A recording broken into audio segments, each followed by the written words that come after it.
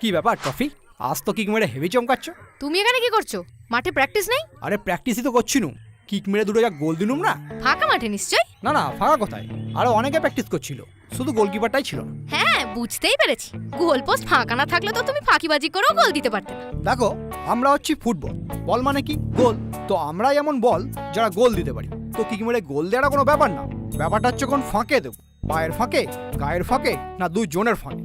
আর বলো তো, তোমার মনের ফাঁকেও দিয়ে দিতে পারি। ফাঁকা আওয়াজ কাকে বলে?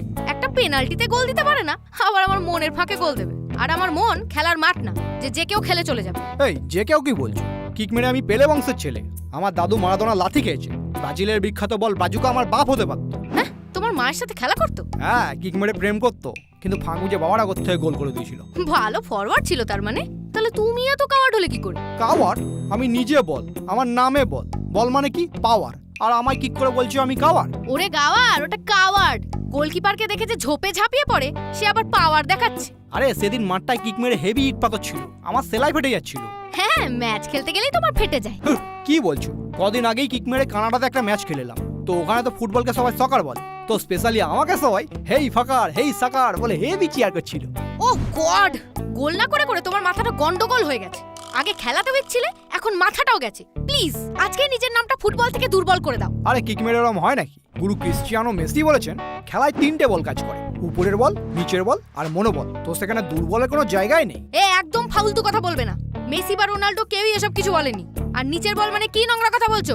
আরে মধ্যাকর্ষণ বল, গ্র্যাভিটি, ফিজিক্স পড়ুনি নাকি? খালি সেটে কিক মেরে রেফারির মতো লাল কার্ড দেখাচ্ছে। তো কি দেখাবো? তুমি যা রেড ফ্ল্যাগ। কিন্তু আমি তো ব্রাজিল সাপোর্টার। হ্যাঁ, কিক মেরে খেলার সময় আর্জেন্টিনা, পার্ট টাইমে পর্তুগাল, স্পেন, জার্মানিও কম দেখি। কিক মেরে ফ্রান্সেরও চান্স আছে, কিক মেরে নেদারল্যান্ড। তুমি কিক মারাটা বন্ধ করবে? সেই থেকে কথায় কথায় কিক মেরে করে যাচ্ছে। আরে ওটা আমার গোলের দোষ।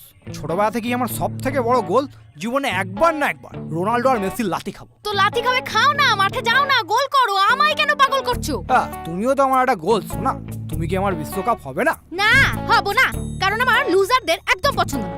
ক্রিকেট বলকে দেখে তোমাদের কিছু শেখা উচিত। কতগুলো ওয়ার্ল্ড কাপ খেলেছে দেখো। আরে দর্শকের চিল্লানি আর খেলতে থাকার দানা পানি। কিক মেরে এই দুটো ঠিক করে পেলে আমাদের দেশে বড় সুনীল ছেত্রী হবে, বাইচুং ভুটিয়া হবে, চুনি গোস্বামী হবে, তখন আমরাও খেলবো।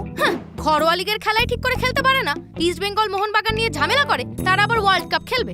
দেখো, খেলার সঙ্গে ঝামেলার একটা বিবাহিত সম্পর্ক আছে। ওই বিরিয়ানি এলাচের মতো, পাতে বললে ভাল লাগে না, ভাতে বললে ভাল লাগে। তো এবেলা ওবেলা যে বেলায় ঝামেলা হোক না কেন, শেষ বেলা কিন্তু এরা সবাই ফুটবল সাপোর্টার। কি হবে সাপোর্ট করে? ওয়ার্ল্ড ওয়াইডে দেশের ফুটবলের রিপোর্ট এত খারাপ যে নিচের থেকে গুনতে হয়। বেবি, নিচের বল উপরে তুলে তবেই তো গোল করতে হয়। ক্রিকেট বল যখন ছক্কা হয়ে মাথার উপর দিয়ে উড়ে যায়, তখন দর্শকেরও বল মাথায় উঠে ছক্কা ছক্কা করে চেঁচায়। তো আমাদেরও ভরা স্টেডিয়ামে ওই চিল্লানিটাই চাই। হ্যাঁ বুঝেছি, রিপোর্ট ভালো করতে গেলে সাপোর্ট করতে হবে। হ্যাঁ কারেক্ট আছে। বলছি, ইস্ট বেঙ্গল আর মোহনবাগানের একটা খেলা আছে, দেখতে যাবে? হ্যাঁ যাবো, আর যাওয়ার সময় দুটো কাগজের মশাল নিয়ে নেব। কেন, মশাল নিয়ে কি হবে?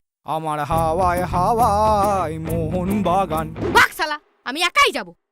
ওরে শালা ইস্ট বেঙ্গল, একটু আগেই বলছিল তোমরা ঝামেলা করো কোনো ইস্ট বেঙ্গল মোহনবাগান মিলে, এখন তোমরা নিজের অপোনেন্ট টিম বেরিয়েছি বলে এখন বলছি একাই যাও। Stadium roars, pitch is glowing, final minute, the pressure's growing.